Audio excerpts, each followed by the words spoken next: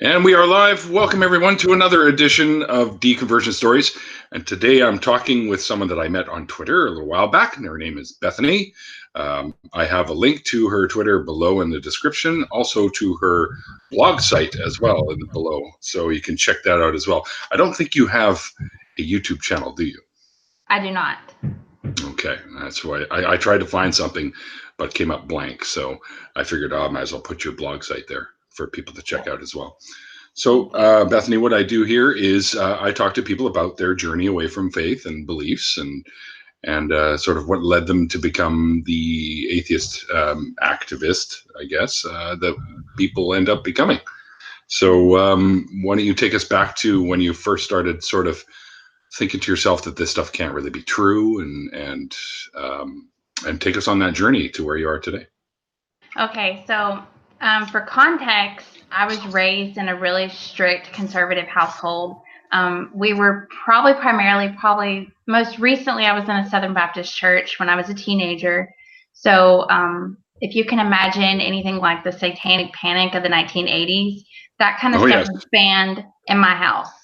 So your Wow. Harry Potter, Scooby-Doo. I thought of something the other day. We couldn't play with magic 8 balls. Wasn't allowed. Really? No magic 8 balls. Because they told the future. Sure they do. Yeah. So no magic 8 balls. Couldn't play with trolls with like little gemstones in it. So my mom was really paranoid about any kind of occultish type, supernatural, witchcraft type of connotations. No bewitched. Couldn't even watch that. Okay. I could watch I Dream of Jeannie, but I couldn't watch that. So they wouldn't let you watch a show that was actually based in the jinn tradition, which these things were actually evil as fuck, but you couldn't watch Bewitched, which was like literally a comedy. Mm-hmm. Yeah, no Bewitched. Wow. But so discipline was normal around my house. Spankings, it was pretty regular. My parents would take privileges just like any other parent. But my mom and dad were super religious. My dad was going to be a preacher. He went to Bible college here in Kansas City, Missouri, in the United States. And that didn't work out. He joined the Air Force. He wanted to be a chaplain, but that didn't work out for him. So we were raised pretty conservative. We had like Bible concordances around the house. And that was not I had a lot of happy memories, but I still kind of like resented my parents. But I wanted to be that good girl for my parents. And I was 11, went to a vacation Bible school for a Methodist church with a friend, said the sinner's prayer, made my mom super happy. A year before that, my grandmother had given me her Bible. And I was really interested in Jesus and the Bible, and like what was it that made my grandmother so happy? What was this that my parents always talked about? So I said the plan of salvation at 11, was deep into it, probably till I was about 18 or so. Went on the youth trips, experienced Jesus. We went to a couple conferences with the Acquire the Fire. I have a question. Yeah. When you say because I hear this a lot, you can't be faithful unless you've experienced God or Jesus or whatever. So when you say you experienced Jesus, can you sort of give us an idea of what that is?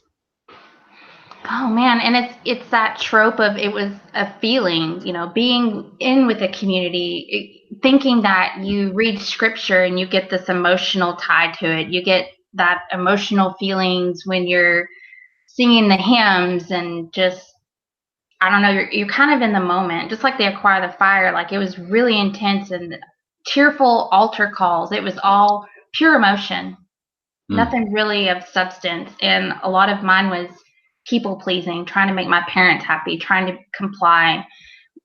Going through those like teenage rough years, my parents said I was constantly rebellious, and I would tend to agree with that. But, we did True Love Waits. I was pure till I was about 20, but we were pretty deep into it. My parents, they went to church. We went about every other week, and Probably around my teenage years, probably towards like when I graduated, I kind of wasn't really that interested in God. My parents wanted me to be perfect, and I felt like I could never be good enough for them. I could never be good enough for God.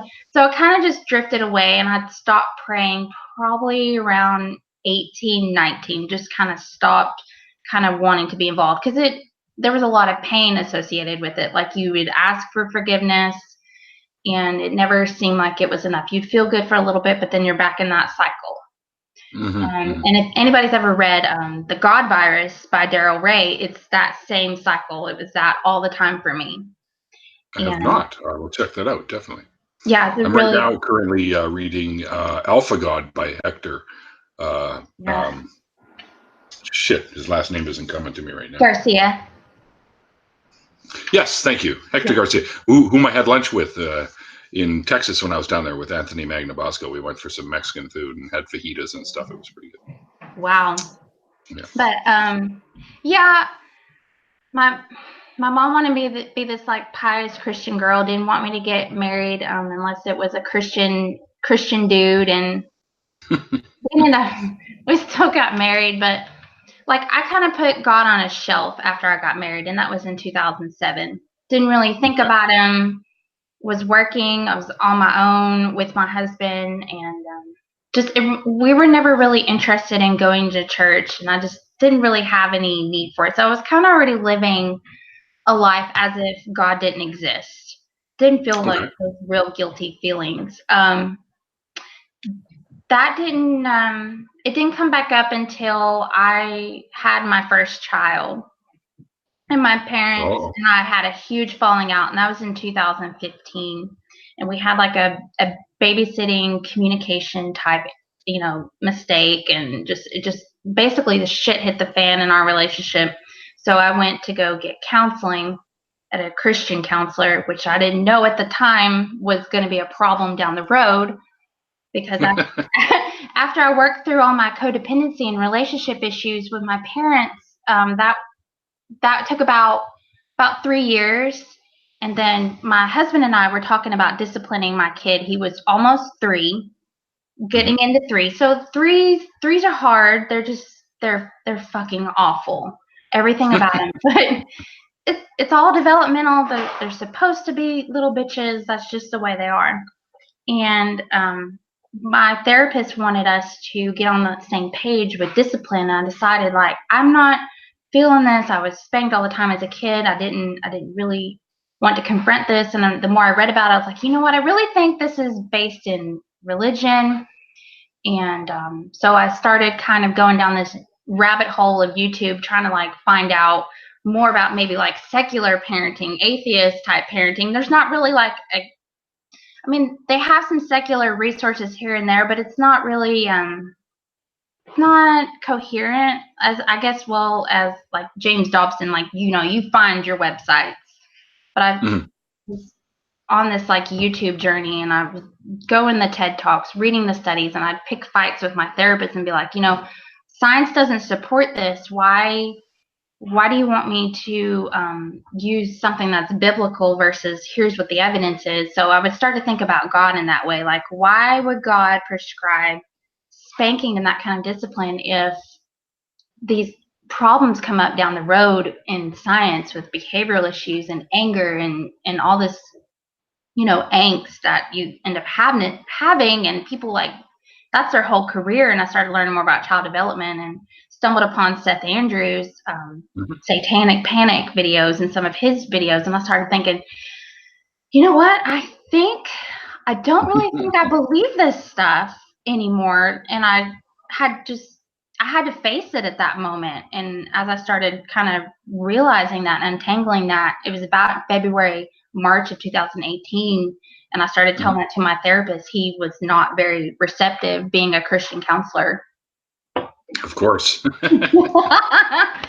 So once I kind of, went down that path and started pushing back, I had to get another therapist. I had my second child by then, about 6 months before, and there's some postpartum issues. So I had to work through all of that, and I lost my faith in the middle of recovering postpartum and trying to get on the same page with my husband. And thank goodness, through this journey, like there were resources like through Seth and other web pages where you could find recovering from religion and secular therapy, and like I'm in a much All of better which place I linked now. below, by the way. Yeah.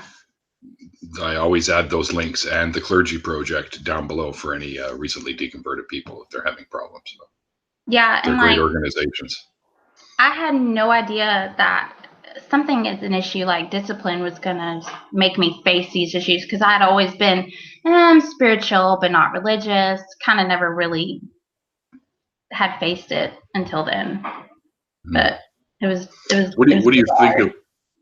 So what do you think it was that finally broke that straw? Like what you were saying, after you had your second child, you completely lost your faith.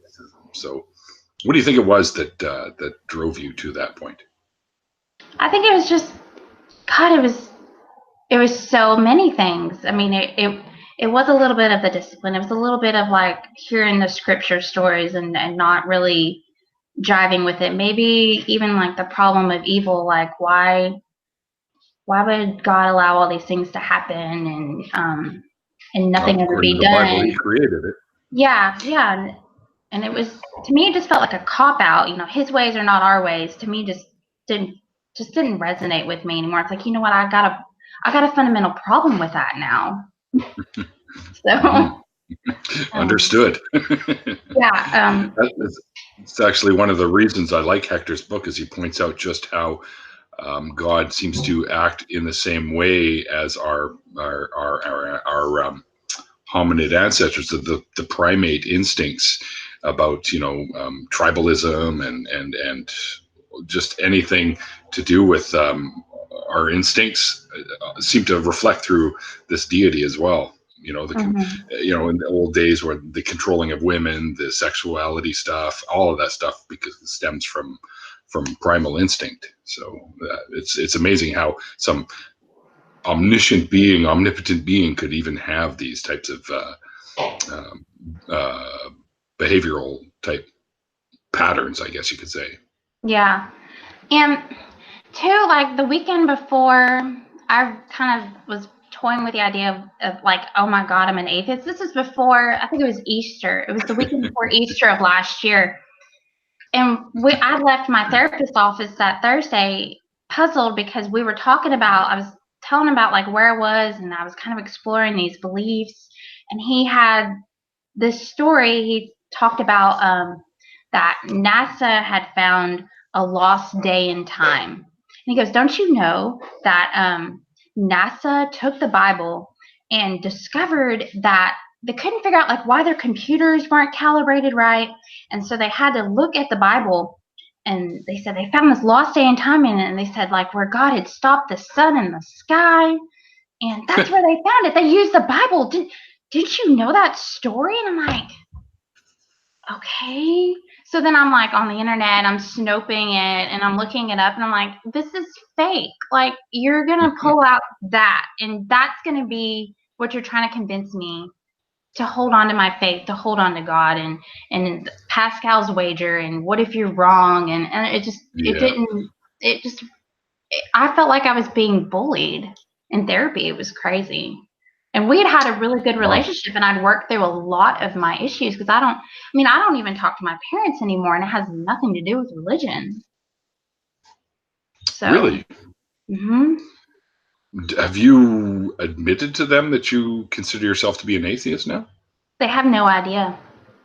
Wow. Yeah, they have no idea. How do you think they'd respond to that? My mom and dad would probably tell me that they didn't know me anymore, and they But wouldn't you be haven't happy. changed. You haven't changed as a person. It's just a belief. Mm-hmm. But I guess that's too hard for them to understand, or? Yeah, they're like really right-wing conservative. So, and two, like part of my deconversion process too was when we had a President Obama elected, my parents and my grandparents were all kind of drinking the Kool-Aid of like the Tea Party, and we should, start coming along these lines. And my parents were getting into like conspiracies, like we should learn how to live off the land, and My Jeez. mom was like really judgmental towards like people who were Black, who were Muslim. Like we would be shopping, like for example, at a Target, and we were shopping for something for my first kid, for my son, and there was this lady just shopping in the baby aisle, and my mom wouldn't even go down the aisle till she went away, because she's like, I'm not going down that aisle, because she's standing there. So Who was standing there? Like a Muslim just a lady? Muslim lady, just a Muslim lady in a hijab, just shopping, looking for something in the baby aisle, and my mom wouldn't refuse to go down the shopping aisle. And Wow. it like that kind of made me question too Christianity, because I was like, well, wait a minute, if it's supposed to be like all love and all inclusive, like how could you be that judgmental towards somebody who believes differently than you? That's right. So like it That's was right.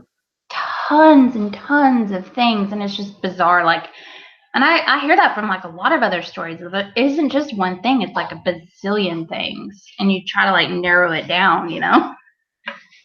Well, some things I think stand out more than others, but yeah, I've heard many of the same things come from other people's stories as well. Mm-hmm. Yeah, it's been a journey. Like I didn't know if my marriage was going to survive it. I mean, there was a lot of tension, but I mean, we're fine now. But it Is was a your little husband a rough. believer? No, he's probably more in the middle now. Last year, he was a little bit more shaken up. What about our marriage vows? What about what we said to each other? And how could you go back on that? You said these things to God. I mean, what about our relationship? And I was like, I wasn't saying anything to God. It was mostly you, but we've worked through that. And I think that's what kind That's of good. religion kind of hurts that relationships, because even my own therapist advocated if his wife had changed her beliefs, he would have left her. He said, no, I'm sorry. Wow. This is our house. We serve the Lord. And it's disgusting. Yeah. Yeah. Religion, as they say, poisons everything. So, Mm-hmm. well, I'm glad that you guys were able to work it out. Mm-hmm. And I'm also glad to hear that he's kind of on the fence now. So maybe Yeah. we can throw him a lifeline and get him over to Yeah. the other side and get him away Yeah. from the toxicity that is religion. Yeah. We've been going to our Sunday assembly here in Nashville for I live in about an hour and a half south of Nashville, Tennessee. So we've Mhm. been going to this Sunday assembly, and we've found a lot of community, and it's helped break down a lot of those barriers and stigmas behind who is an atheist, what is an atheist. So we've just found a really good place, a really good That's great. environment. And he, like at first when I told him, I was like, hey, we're going to this talk in Nashville. Would you like to come? I didn't be like, I don't want to be trophy You're and be like, coming. atheist church, No. So, A lot of believers might tell you it's some kind of a church. yeah. So, because they Yeah. love to think that atheism is a religion for some reason. Oh, yeah. And then when we get together, it's like atheist church, Mhm. which it just Yeah. isn't. But So, like, what do you do? Oh, we just eat babies. yeah, yeah, baby barbecues. Yeah. Why not? Great. We're both Oh, drinking at look the at it! same time. Oh yeah, yeah. Don't worry, kids. We're not alcoholics. No. It's okay. No. At least not yet, anyways. Yeah. Yeah. So, did you have any falling outs like with like people that you used to go to church with, stuff like that, like friends, neighbors, anything like that? Do they know that you have kind of come to the quote unquote dark side, we'll say? I had one Twitter user that I think lived near me, about half an hour from me, and I don't know who they are, because they were, I think they direct messaged me or something. They said, oh, well, you were part of the reason I got more back into church, and what's going Really? on. And I don't like, I didn't recognize their handle, so I wasn't even sure like who it was that was messaging me, that was from my hometown. I'm like, I don't know who that is. My Did you ever find mother-in-law, out? no, I have no idea. But they were like, they were getting kind of trolly, so I had to block them, unfortunately. But this is before I even learned about street epistemology. I wish I hadn't blocked them now after the fact, but probably a better place. But let's see. I think my mother-in-law definitely knows that I'm an atheist. My husband and her have had a discussion, and she seems to be pretty okay with that. The only thing that gets kind of uncomfortable is when she tries to tell my husband, I'm worried about your kids, what are y'all not in a church? And my husband's pretty much told her, you don't need to worry about us. We're fine. So he's done a really good job, putting those boundaries with her. I don't know who else, like in my immediate family, who might know, but friends from church, I don't know. It's been like 14 years since I've stepped foot in that church. Oh, wow. So, I don't, and it's nothing like, they didn't do anything wrong. So, you know how like they'll be like, oh, well, you're just angry at the church. You're angry at the pastor. Someone in the church hurt you. No, I don't have that experience. I did write them a letter, though, about a couple weeks ago and said, hey, I really want you to just go ahead and remove my membership off the church rolls and my baptismal records. Just go ahead and get rid of them. I haven't heard a response. I don't know if they care. They probably looked at it and be like, yeah, fuck this. We don't care. That might be the case. Yeah, so that was kind of like a big step for me. I was a little scared. I was like, oh, okay, I'm sending this letter off, but no one's come to my house because I live a half an hour away, so I don't think they care. Well, yeah, you figure if they did actually, that somebody might show up and try and talk to you a little bit about that. Yeah. See if they can bring you back to the flock. Yeah. But I think that's pretty telling that no one is even bothered, A, replying to you, or B, coming to see you. Yeah, I had an old youth pastor who I was kind of like vague booking about like where I was in my belief system. And he had commented like, do you not believe anymore? And something about, I don't remember what he said, Jesus, because before I finally got back to it, he had deleted his comment.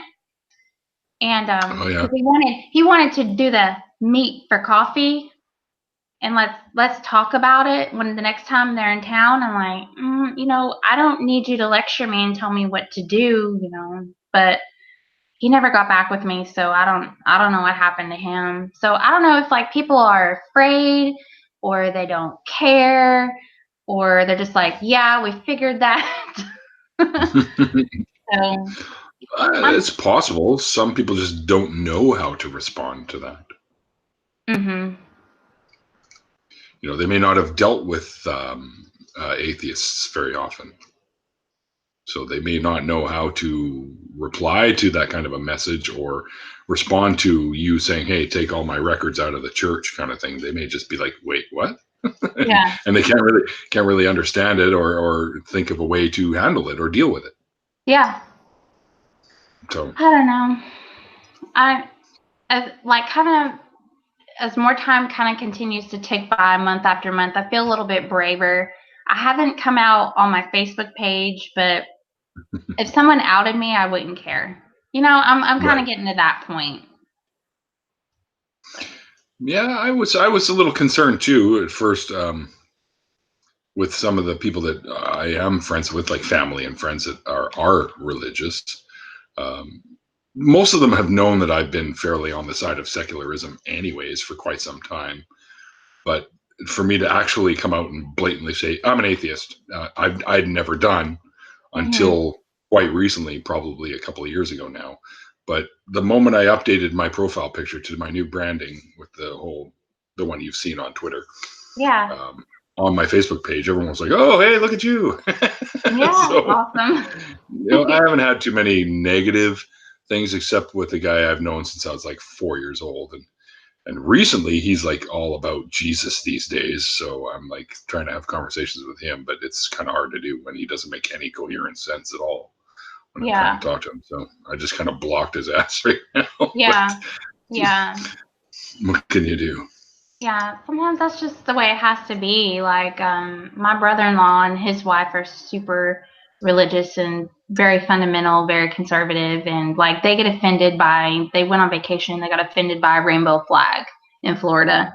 And wow. Those are the kind of people like I'm not quite 100%. Like I really want my kids around for a long period of time, and I mean, they're really nice people, but like that kind of stuff bothers me, especially after I started going to Sunday assembly and I started meeting people.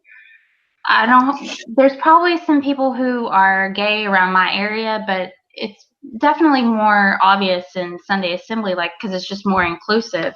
So my husband and Sure. I have had to overcome, our prejudices, our background, Yes. because we weren't used to that. And Well, so, you had a learned idea that you had to unlearn, right? You yeah. had bigotry like that comes from generations of family members that have taught it to you down the line, right? So Mhm. that's something that needs to be unlearned. And I mean, even I, growing up, I'd hear my dad say something like, but he'd use like the Yiddish word, like fegala, which was a Yiddish word for homosexuals. And oh, look at the fegala, right? And I'd be like, oh yeah, look at the fegala. And it's like I didn't really know what the fuck it meant at the time, really, but Yeah. I goes, oh, he must be referring to the gay guy over there, and I don't recall ever having any hatred for gay people my entire life, but I just thought Yeah. they were kind of odd. That was about it. Mhm. Mhm. And you get over that over the time. And my dad did too, eventually as well. So we had conversations about it because it turns out we had gay people in the family and Mhm. friends. A friend of his that he'd known for years didn't even realize he was gay until he actually told him. Oh. He's like, oh shit, you don't Yeah. seem gay. Like, what does it mean? We don't seem gay. What does that even Yeah. mean? Right. Yeah. So, yeah, but it's learned behavior that can be unlearned, and Mhm. yeah. So that's how it was. And I guess you've gone through similar things, Mhm. especially with Yeah. the Sunday meeting things. Oh yeah, and my son, I think he was asking something about like parents, or I was the conversation. It was organic. I didn't like start yelling this stuff at him or anything by no means. But I said, some people have two mommies, two daddies, one mommy or one daddy, and we were just talking about family structures, and he Hmm. seemed like pretty cool with that. And that's the kind of thing I want him to have, not have that prejudice before, Mm, and sure. having my kids have really kind of forced me to face a lot of things, caused me to grow up a lot, and it's been quite a rewarding journey to just kind of like figure all this stuff out, because I didn't That's want my awesome. kids to feel unworthy and like they were depraved and just awful people, and I refused to hit them, and it was just like I couldn't do it. I couldn't put them through what I went through. Right.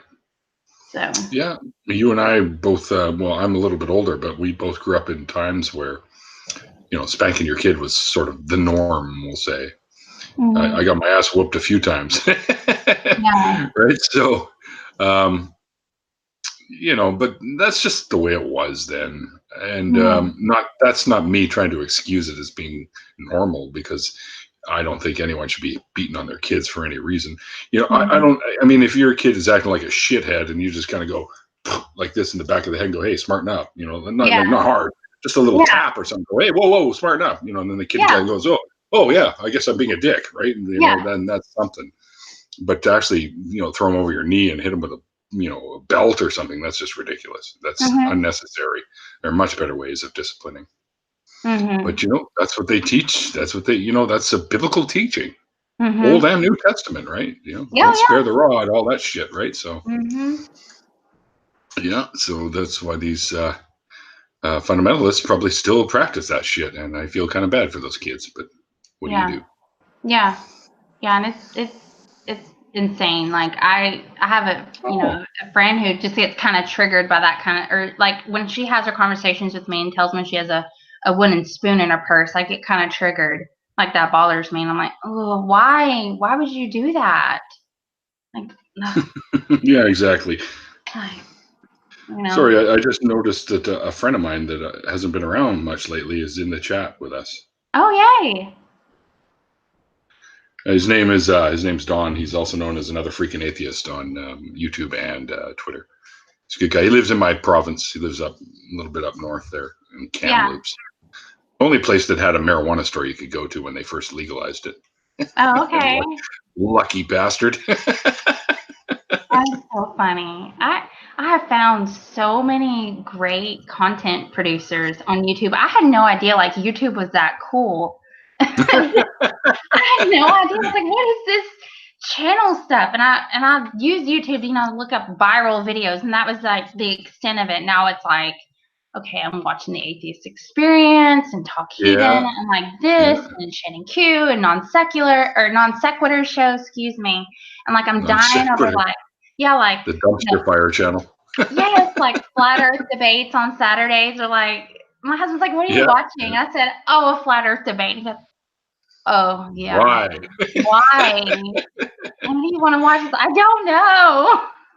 Don't worry, honey. I got a bottle of Tylenol right beside me here for all the face palming I'm going to be doing. Oh yeah, I get like shit faced and watch the flat Earth stuff because it's so funny. Just so you know, I have something of Kyle's right here, actually. Oh, okay.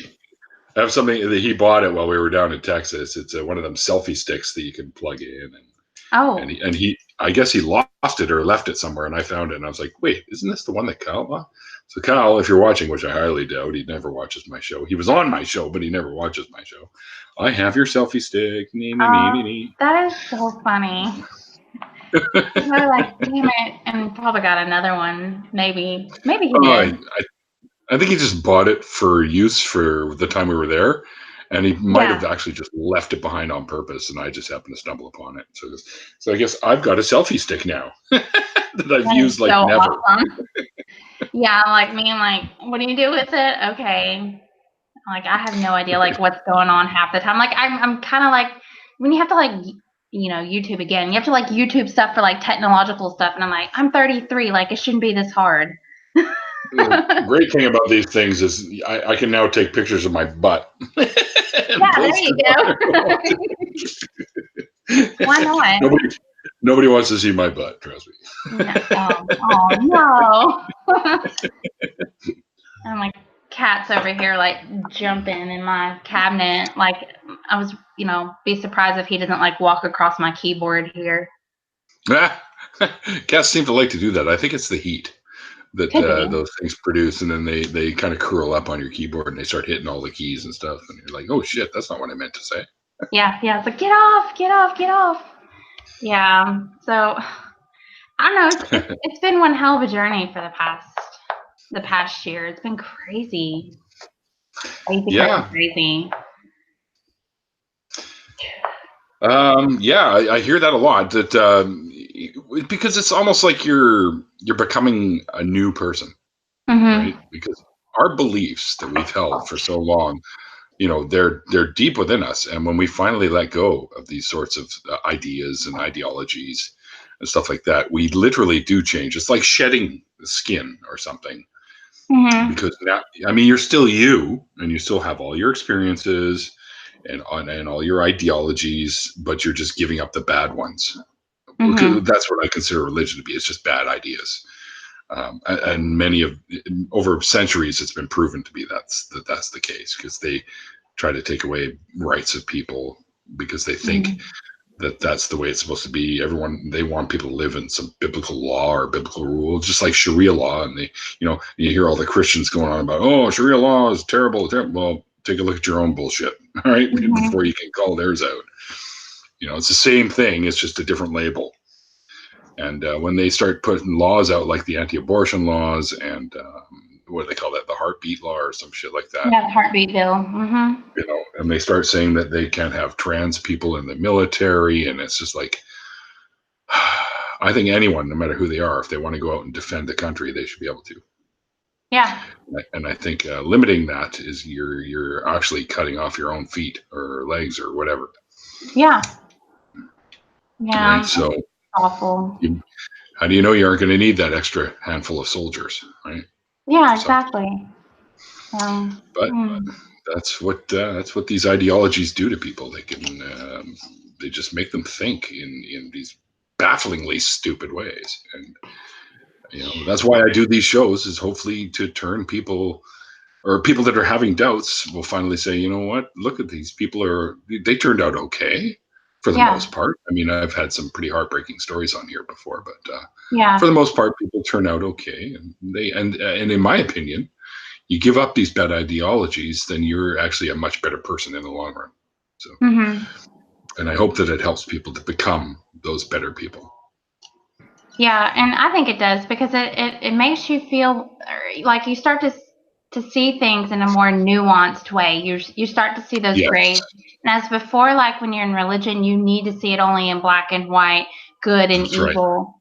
And even my politics changed. They were kind of like shifting away from that Republican ideology. And I was like, uh-oh, what if I'm gonna go in towards that liberal spectrum and that, Oh no, I'm snowflake? a libtard. Oh no, I'm a snowflake. And I'm like, wait a Yeah, minute. I have it's feelings. not about that. Yeah, I'm Yeah. like, I feel differently towards things that I were used to. And I was like, wait a minute, there's so much, not everything's in black and white boxes. And you Nope. and then like once I started realizing that, things kind of crumbled, even more. I'm like, wow, like I never heard that. Like I'll be listening to something on NPR or Hidden Brain or a TED Radio Hour. I'm like, whoa, that's not what I heard growing up, or in a Hmm. conservative type of feedback loop that you had your whole life, or you heard on talk radio, and you're like, oh, wow, okay.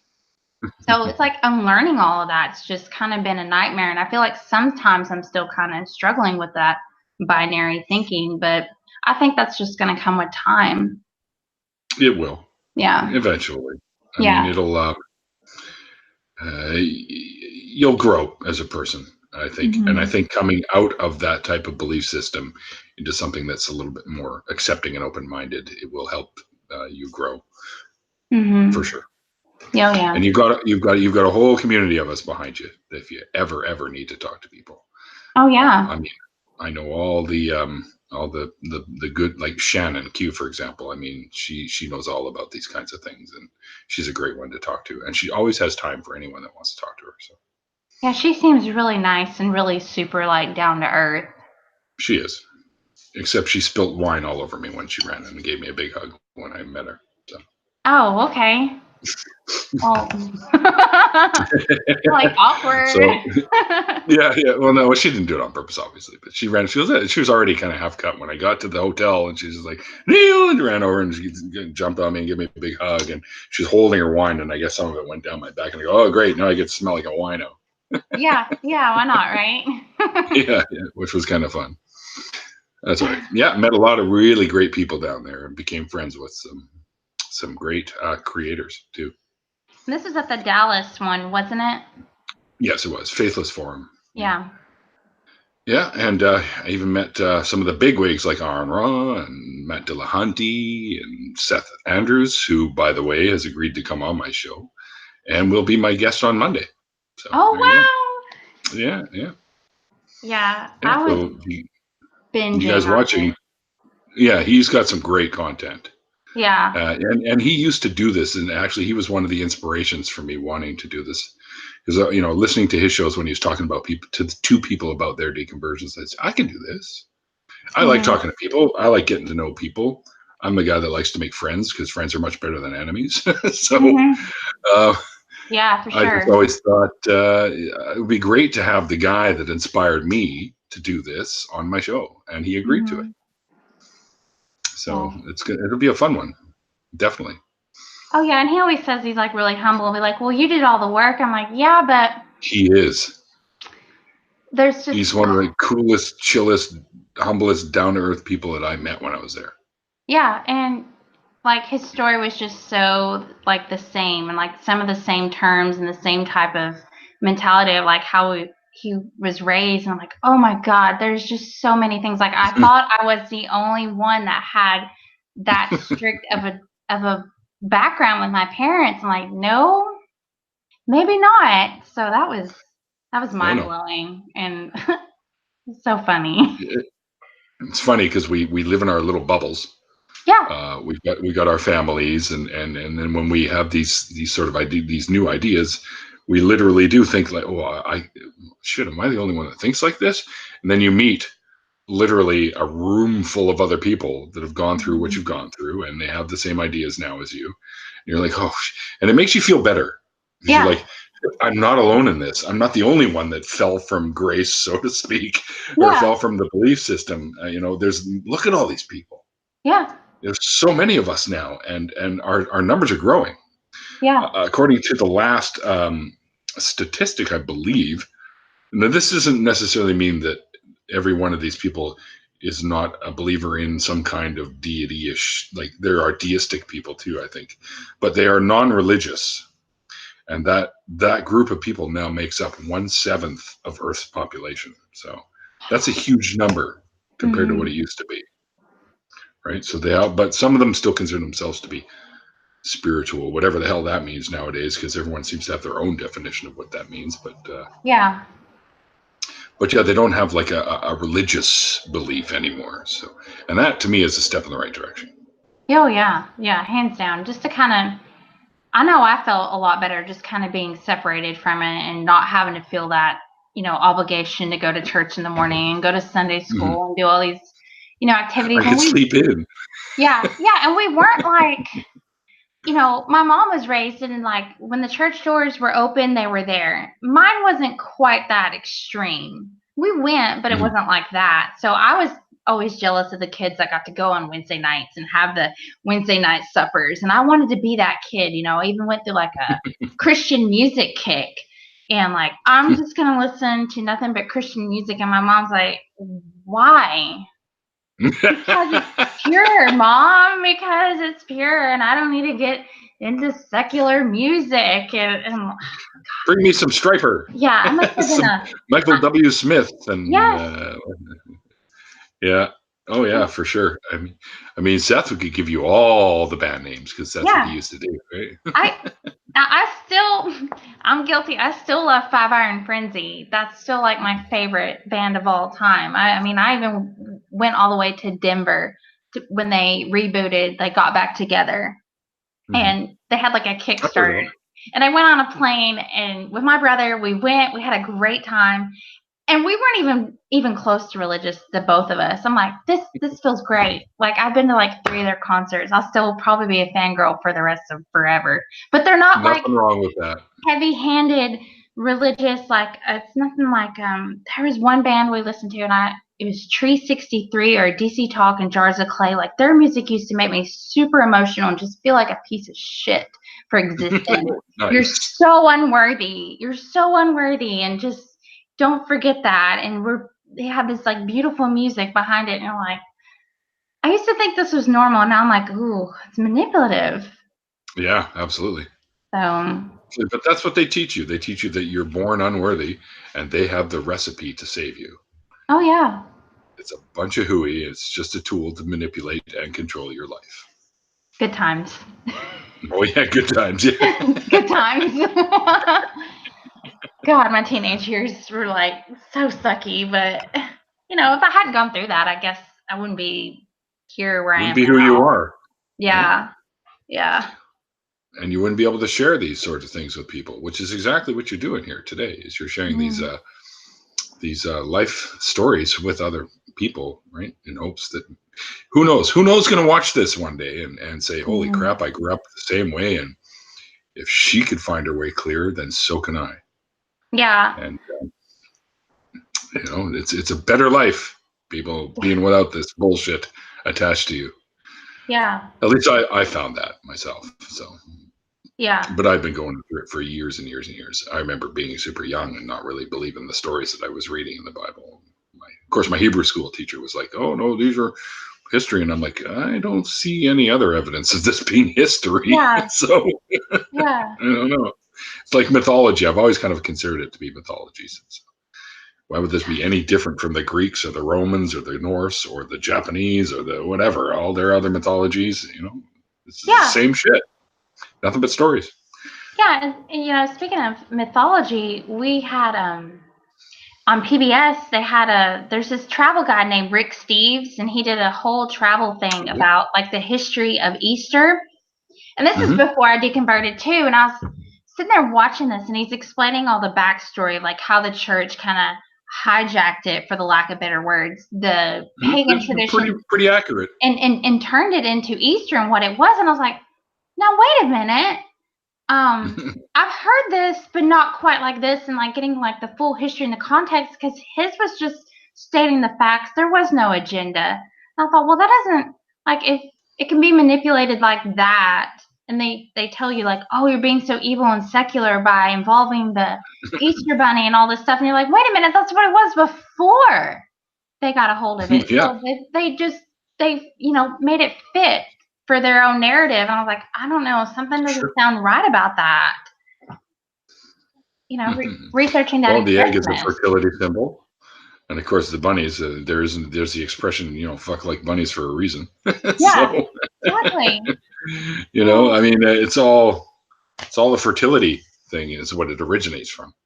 Yeah. Right. And of course, it's in the springtime, which is the renewal, Mm-hmm. which also ties to fertility. And, they have the maypole, right? I mean, there's all kinds of stuff, right? So, well, yay. When you want to convert people, what's the best thing to do? Well, we'll hijack their holidays, and we'll make them. Well, we have something similar, so you come to our side, right? And then it's easier. Oh, okay. Well, all right. Maybe this Jesus guy isn't so bad, and blah blah blah blah blah. And he's magical. He rose from the dead 3 days later, which is impossible after cell death. But hey, you just gotta have faith, right? Yeah, you gotta have faith. Yeah. Well, normally I do an after party after these shows, and you're not obligated to be a part of it, but I always encourage people to pop in for a few minutes anyways and say hello to my other crazy friends that hang out with me after these things. They're generally pretty fun, and we go for most of the time. It's an indeterminate amount of time. It's whenever I'm like, okay, I should probably get going because I have a life here too. But they generally last for an hour and a bit. So that's not bad. You're welcome to join us again, which I would send you a new link that you would jump into. Okay. And, whatnot, if that's cool with you. Yeah, let's do it. You can meet some of the people that have often replied to many of my tweets. Yes, I love meeting new people. Yeah, it's awesome. It's great. I love it too. And actually, I overheard my roommate talking about me earlier to a friend of hers on the phone. She goes, "Oh yeah, Neil, he's like the friendliest fucking guy on the planet. Every time he goes out and he has a cigarette out front or something, everyone that walks by, oh hey, how you doing? I'm Neil. I live here. Blah blah blah." It's like she goes, he makes friends everywhere he goes, and I hate people, so I don't say anything to anybody. It's like, so, but he's going out there and he's making all these friends in the building and yada yada. He knows everyone on the 4th floor and this 1st floor, and well, yeah, why not, man? We're only here for a short time, so might as well make it as enjoyable as we can. Exactly. Drag everyone into it, right? So this is the one life we know we have. Yes. So let's make it best as we can. Yes. That's how you live on. Mm-hmm. You leave a legacy that people talk about for years to come. Yep. Right? And that's how you live on. Exactly.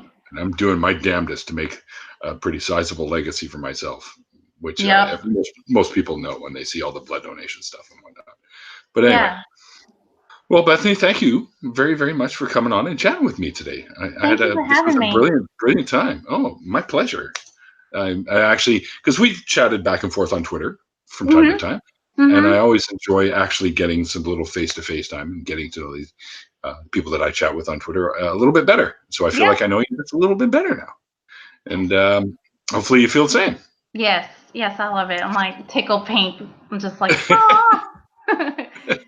Well, I'm glad you enjoyed yourself. You're always welcome at any point to jump in any of my after parties if you have the time, because I know you've got little ones and they can be quite time-consuming. So I get that. little short dicks. Yes, little dicks. They're sweet, but sometimes they can be dicks. It's not their fault. Oh yeah, they're kids, man. Yes. And that's in their nature. That's how they push the boundaries. They push the edge of the envelopes. Mm-hmm. See what kind of boundaries they have with mommy and daddy, right? So yep. There you go. All right. Well, thank you very much for today. And thanks, everyone, for tuning in and hanging out with us. And I hope you guys enjoyed our conversation as much as we did. As you could probably tell, we're kind of giddy like little school kids here, laughing back and forth and stuff. We are going to do an after party. I'll probably keep it to about an hour this time because I have a friend that's coming over a little bit later on. So I'm going to be spending some time with them. And tomorrow we're doing another Atheist Republic meet in Vancouver. So Armin Navabi and myself and a couple of the other folks will be getting together in Vancouver. So if you're watching and you're in the area It's tomorrow at 3 p.m. I think it's some stupid park there. I'll post it on Twitter. I can't remember the name of the park, but yeah, it's totally. I had it like in my head like moments ago, and I'm like, oh, I got to mention this, and then it just fell out. But that's the whole age thing. I'll probably get up, go take a leak, and be like, oh, that's it. And anyways, I'll tweet her it out or Twitter it out or whatever the hell it is. Whatever it is. Anyway, yeah. But anyone who would anyone who would like to join us in the after party, you're a member of my Usual Suspects group, I'll post the link there. If you're not a member, let me know, and I'll send you your own link outside of the group. And as I always say at the end of these things, like the late great Christopher Hitchens once said, remember, kids, it's called faith because it's not knowledge. And we'll see you guys next time.